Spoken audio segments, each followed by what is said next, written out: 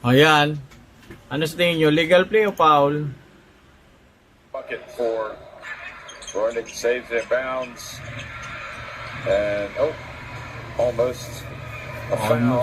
Almost a foul down. 3-pointer, and this time Ulit the natin. technical difficulties was the shot.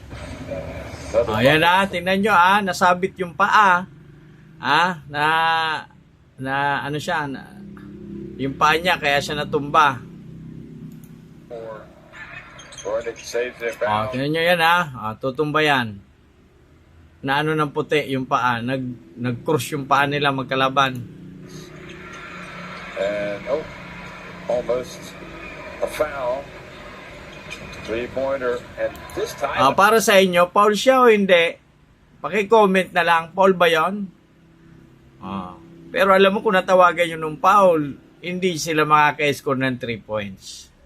Na kapag 3 points yung yung black, itim, black ba yun o blue?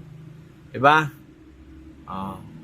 Ngayon, hindi yan tinawagan ng referee ng foul, maaari kasi yan ang judgment niya, respect the referee.